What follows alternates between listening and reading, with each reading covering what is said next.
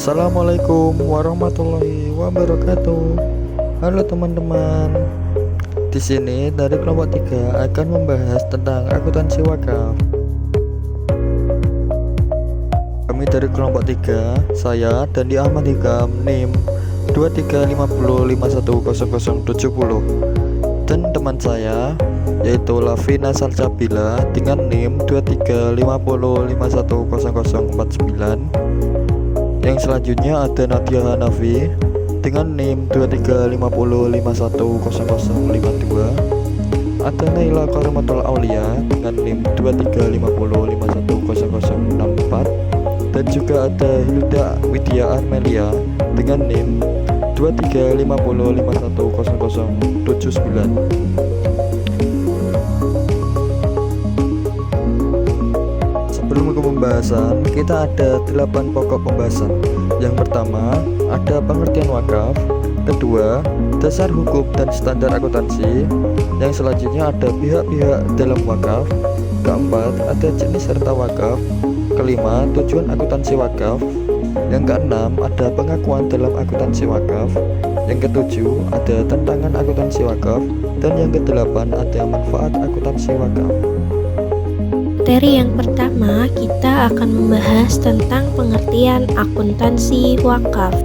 Wakaf merupakan tindakan menahan penggunaan suatu aset dan menyerahkannya agar manfaat atau hasil yang dihasilkan dari aset tersebut dapat digunakan untuk tujuan amal selama keberadaan barang pokoknya tetap terjaga. Sedangkan menurut Ikatan Akuntansi Indonesia dalam PSAK 112, akuntansi wakaf adalah sistem pencatatan, pengukuran, dan pelaporan transaksi wakaf yang dilakukan secara transparan, akuntabel, dan sesuai syariah dengan tujuan memberikan informasi keuangan terkait harta wakaf kepada pihak-pihak yang berkepentingan. Materi yang kedua yaitu dasar hukum dan standar akuntansi wakaf. Dasar hukum yang pertama didasarkan pada Al-Quran. Perspektif fikih para ulama bahwa ayat-ayat Al-Quran sebagai dasar hukum wakaf antaranya yang pertama didasarkan pada Quran surat Al-Hajj ayat 77 yang artinya bahwa Allah memerintahkan supaya manusia berbuat kebaikan sehingga mendapat kemenangan atau kebahagiaan.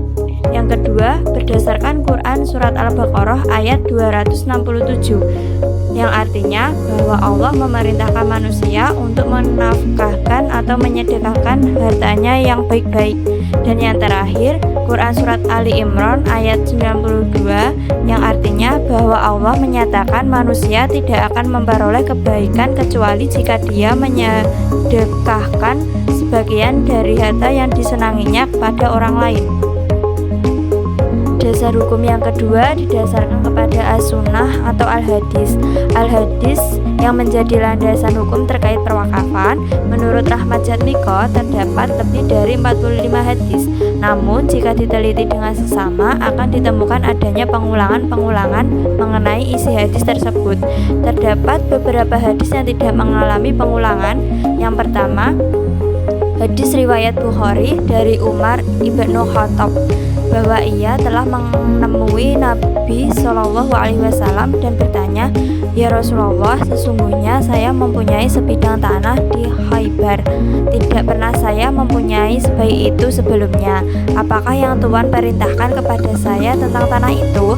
Nabi berkata, "Kalau kamu mau, kamu tahan habasta benda pokoknya dan kamu sedekahkan atau sodakoh hasilnya." Hadis yang kedua, hadis riwayat Bukhari dari Utsman ibnu Affan. Dia berkata, "Sesungguhnya Nabi telah datang ke Madinah. Di sana tidak ada air yang baik untuk diminum kecuali sumur rumah." Nabi berkata, "Barang siapa yang membeli sumur dan menjadikan timbanya bersama-sama dengan timba-timba kaum muslimin atau menyedekahkan air sumur tersebut kepada masyarakat muslim, maka ia akan masuk surga." Kemudian Utsman berkata, "Kemudian saya membelinya dengan hartaku sendiri."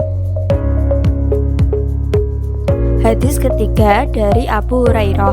Dia berkata bahwa Rasulullah Shallallahu Alaihi Wasallam berkata, barang siapa yang menahan atau ihtibasa seekor kuda untuk keperluan kebaikan di jalan Allah dengan iman dan mengharapkan pahalanya dari Allah, maka semua tubuh kuda itu bersama dengan kotorannya dan urinnya akan ditimbang sebagai timbangan amal kebaikan di hari kiamat.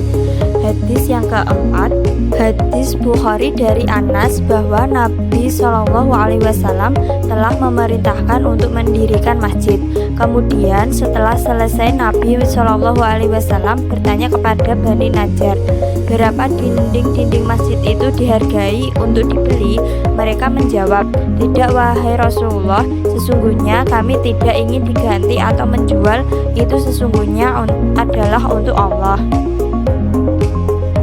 Dasar hukum yang ketiga didasarkan pada peraturan perundang-undangan Indonesia. Yang pertama, berdasarkan peraturan perundang-undangan nomor 28 tahun 1977 tentang perwakafan tanah milik dan Permendagri nomor 6 tahun 1977 tentang tata pendaftaran mengenai perwakafan tanah milik. Yang kedua, Peraturan Menteri Agama atau Permenak nomor 1 tahun 1978 tentang peraturan pelaksanaan peraturan perundang-undangan nomor 28 tahun 1977 tentang perwakafan tanah milik. Yang ketiga, Undang-Undang nomor 41 tahun 2004 tentang wakaf. Keempat, Peraturan Perundang-undangan nomor 42 tahun 2006 tentang pelaksanaan Undang-Undang nomor 41 tahun 2004 tentang wakaf. Kelima, Peraturan PWI nomor 1 tahun 2008 tentang prosedur penyusunan rekomendasi terhadap permohonan penukaran atau perubahan status harta benda wakaf. Yang keenam, Peraturan PWI nomor 3 tahun 2008 tentang tata cara pendaftaran dan penggantian nazir harta benda wakaf tidak bergerak berupa tanah. Yang ketujuh, Peraturan Menteri Agama nomor 4 tahun 2009 tentang administrasi pendaftaran wakaf uang. Ke-8, Peraturan PWI nomor 1 tahun 2009 tentang pedoman pengelolaan dan pengembangan harta benda wakaf bergerak berupa tanah. Yang ke-10, Peraturan Menteri Agama nomor 73 tahun 2013 tentang tata cara perwakilan benda tidak bergerak dan benda bergerak selain uang. Yang ke-11, Peraturan Perundang-undangan nomor 25 tahun 2018 tentang perubahan atas Peraturan Perundang-undangan nomor 42 tahun 2006. Dan yang terakhir, Peraturan PWI nomor 1 tahun 2020 tentang pedoman pengelolaan dan pengembangan harta benda wakaf. Yang terakhir, mengenai standar akuntansi wakaf. Pernyataan standar akuntansi wakaf didasarkan pada PSAK 112. PSAK 112 mengatur tata cara pencatatan, pengakuan, pengukuran, dan penyajian laporan keuangan atas wakaf yang dikelola oleh nazir maupun wakif yang berbentuk organisasi dan badan hukum, baik berupa uang maupun aset non-uang yang dilakukan secara transparan, akuntabel, dan dapat diaudit. Dengan adanya PSAK 112, aset wakaf tercatat jelas, dipisahkan dari aset non-wakaf, serta disajikan dalam laporan keuangan yang standar hingga dapat meningkatkan kepercayaan masyarakat terhadap pengelolaan wakaf. Yang ketiga yaitu pihak-pihak dalam wakaf. Yang pertama ada wakif atau disebut juga dengan pewakaf.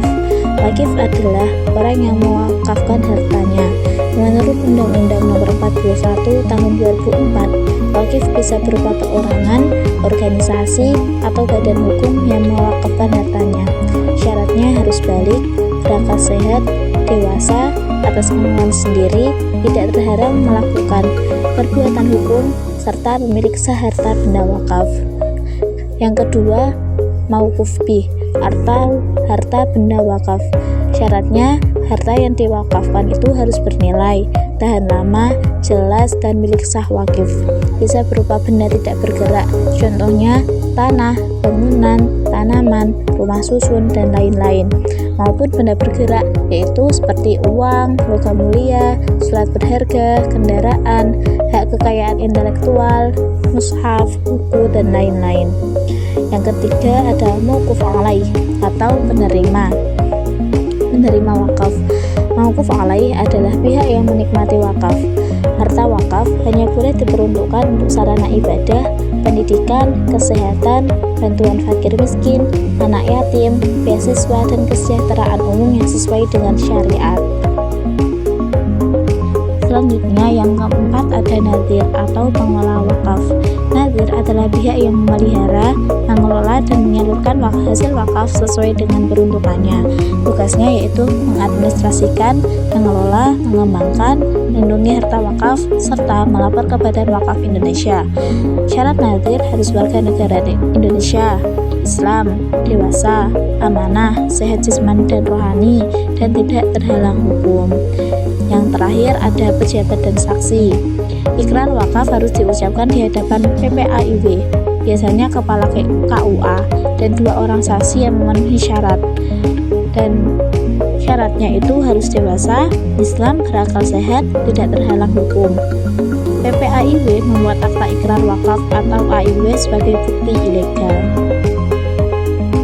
Materi selanjutnya yaitu jenis harta wakaf. Berdasarkan jenis harta yang diwakafkan, harta wakaf dibedakan menjadi 2 kelompok utama. Yang pertama, harta tidak bergerak, dan yang kedua, harta bergerak.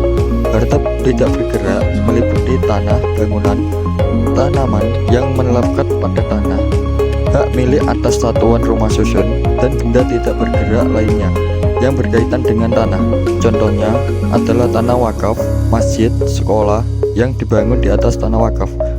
Yang kedua yaitu harta bergerak, meliputi benda yang dapat berpindah atau mudah dihabiskan, seperti uang tunai, logam mulia, surat berharga, kendaraan, hak kekayaan intelektual, dan benda bergerak lainnya yang diperoleh untuk wakaf.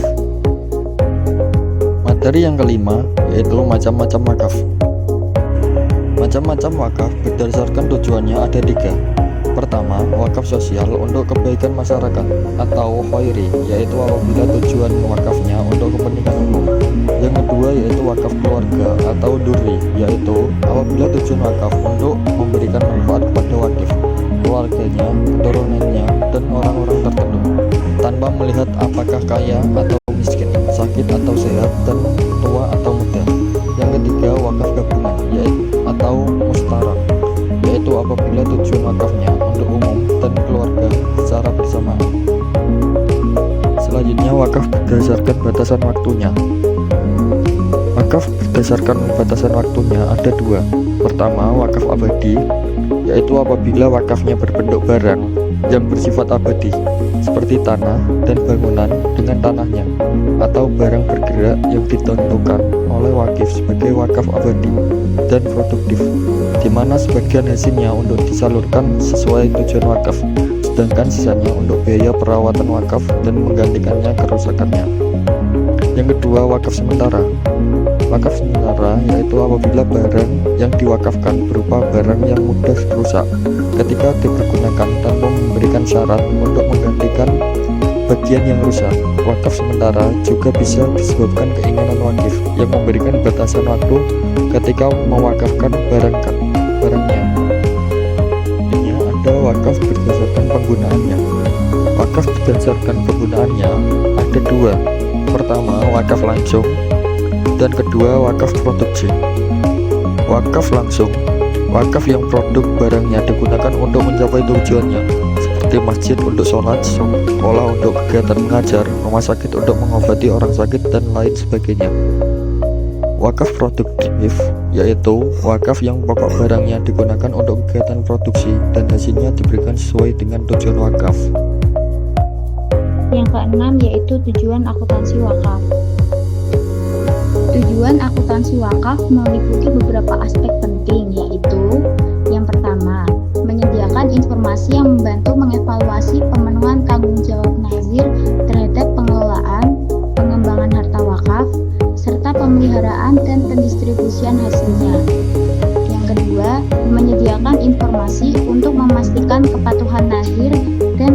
institusi wakaf terhadap prinsip syariah. Yang ketiga, meningkatkan efisiensi dan efektivitas kerja nazir dan institusi wakaf. Yang keempat, melindungi aset-aset wakaf agar tidak disalahgunakan. Yang kelima, memberikan evaluasi terhadap pengelolaan sumber daya wakaf. Yang keenam yaitu memenuhi kebutuhan berbagai pengguna laporan keuangan wakaf seperti regulator, lembaga mitra investasi, dan masyarakat umum.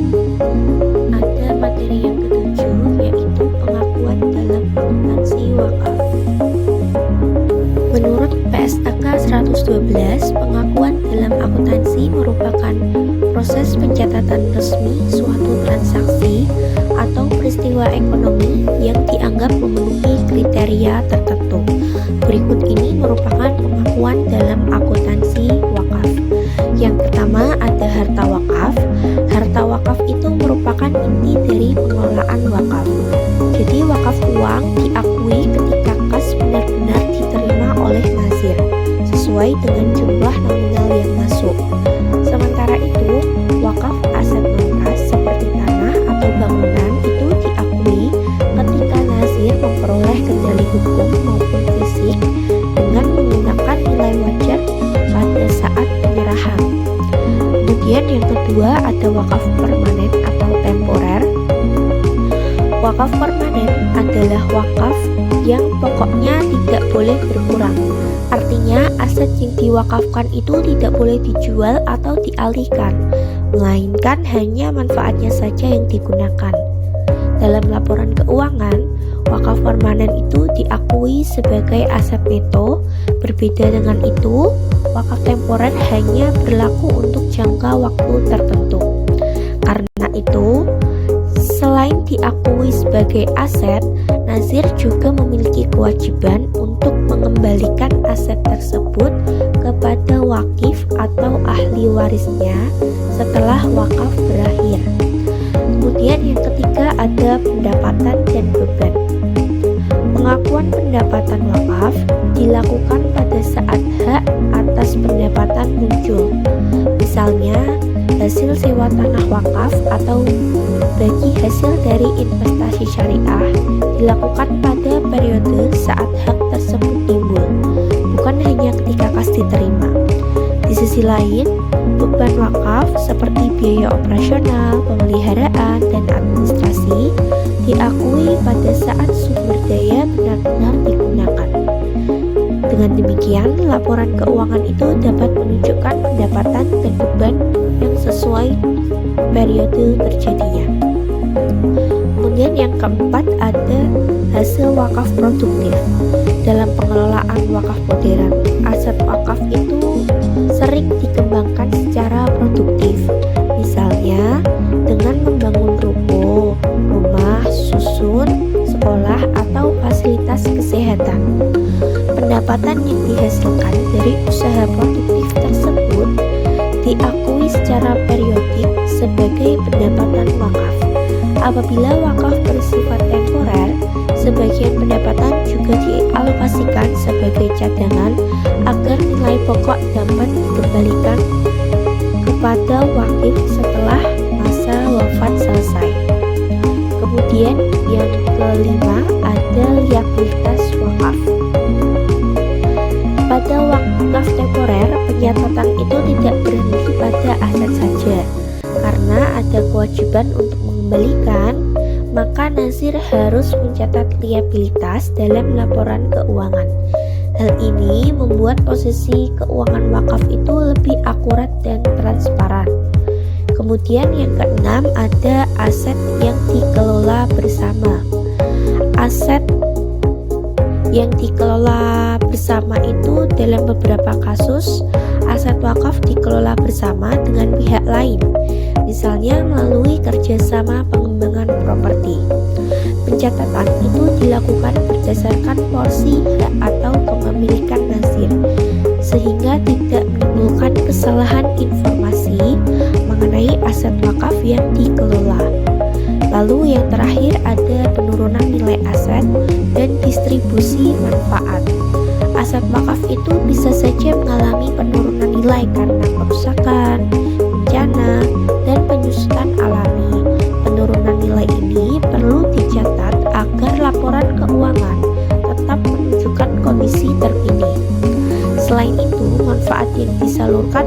penerima wakaf atau mauquf alaih seperti beasiswa atau bantuan sosial juga dicatat sebagai bentuk distribusi manfaat wakaf. Yang kedelapan ada tantangan akuntansi wakaf. Tantangannya terdiri dari yang pertama ada fungsi ganda Badan Wakaf Indonesia atau BWI. BWI adalah lembaga independen yang membina nazir, mengelola wakaf berskala nasional atau internasional, memberi persetujuan perubahan status atau peruntukan harta wakaf, serta memberi masukan kepada pemerintah. Fungsi ganda ini menimbulkan masalah koordinasi antara pusat dan daerah, serta keterbatasan pemahaman BWI daerah tentang tugas dan wewenangnya. Yang kedua, ada lemahnya pengelolaan oleh lembaga kenaziran. Maksudnya, banyak nazir belum memiliki rencana strategis dalam mengelola wakaf. Hanya sedikit nazir yang melaporkan hasil pengelolaan wakaf ke BWI. Standar akuntansi wakaf atau PSAK 112 yang berlaku sejak 2021 belum sepenuhnya diterapkan oleh nazir. Hal ini menunjukkan rendahnya kualitas akuntabilitas dan transparansi dalam laporan keuangan wakaf. Yang ketiga, ada regulasi pajak tentang wakaf minim. Aturan pajak hanya terbatas pada pengecualian objek pajak untuk wakaf, misalnya PPh, PPB, BPhtB. Belum ada aturan khusus mengenai wakaf uang dalam sistem perpajakan. Yang terakhir, yang keempat, ada rendahnya literasi wakaf di masyarakat. Indeks literasi wakaf nasional tahun 2020 hanya 50,48 dan termasuk dalam kategori rendah. Banyak masyarakat belum paham tentang syarat, rukun wakaf, para nadir, dan pentingnya akta ikrar wakaf. Yang terakhir yaitu manfaat akuntansi wakaf. Jadi manfaat akuntansi wakaf yaitu yang pertama, membantu evaluasi pemenuhan tanggung jawab pengelola wakaf terhadap amanah. Artinya, audit atau pengawasan wakaf berfungsi untuk memastikan bahwa pengelola wakaf benar-benar menjalankan tugasnya sesuai amanah yang telah diberikan, sehingga harta wakaf digunakan sesuai dengan tujuan yang telah ditetapkan. Yang kedua, menyediakan informasi kepatuhan terhadap prinsip syariah. Fungsi ini penting agar pengelolaan wakaf tidak keluar dari aturan syariah Islam. Jadi, audit membantu memberikan informasi apakah kegiatan pengelolaan wakaf sudah sesuai syariat atau masih ada pelanggaran yang perlu diperbaiki. Yang ketiga, yaitu meningkatkan efisiensi dan efektivitas pengelolaan harta wakaf. Melalui audit, pengelolaan wakaf bisa dilakukan dengan cara yang lebih tepat, guna, efektif, dan hemat biaya atau sumber daya atau efisien. Dengan begitu, manfaat dari harta wakaf dapat lebih besar dirasakan oleh masyarakat. Yang keempat, yaitu melindungi aset wakaf dari penyalahgunaan.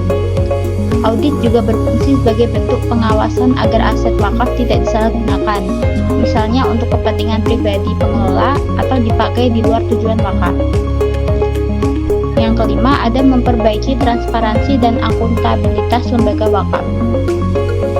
Dengan adanya audit, laporan keuangan dan pengelolaan wakaf akan lebih jelas dan terbuka. Hal ini membuat masyarakat atau pihak yang berwakaf bisa percaya bahwa wakaf mereka benar-benar dikelola dengan baik dan bertanggung jawab. Yang terakhir, yaitu mendorong tata kelola yang lebih baik dalam lembaga wakaf. Audit mendorong lembaga wakaf untuk memperbaiki sistem dan manajemen mereka agar sesuai dengan standar yang baik. Dengan begitu, lembaga wakaf bisa lebih profesional, terpercaya, dan mampu memberikan manfaat yang maksimal bagi umat. Jadi, dapat kita simpulkan bahwa akuntansi wakaf merupakan sistem pencatatan, pengukuran, dan pelaporan harta wakaf secara transparan dan sesuai syariah. Landasan hukumnya bersumber dari Al-Quran, hadis, Undang-Undang Nomor 41 Tahun 2004 serta PSAK 112. Prinsip utama dari akuntansi wakaf adalah pengelolaan harta oleh nazir secara amanah sehingga manfaat wakaf dapat dipertanggungjawabkan dan benar-benar memberikan kesejahteraan bagi umat. Dengan demikian, akuntansi wakaf bukan hanya persoalan teknis, tetapi juga wujud tanggung jawab moral dan spiritual dalam menjaga amanah umat. Demikian pemaparan materi yang dapat kami sampaikan mengenai akuntansi wakaf. Kami menyadari masih banyak kekurangan dalam penyampaian. Untuk itu, kami mohon maaf apabila ada kesalahan kata, pengucapan maupun penyampaian dari materi kami. Selebihnya mohon maaf. Wassalamualaikum warahmatullahi wabarakatuh.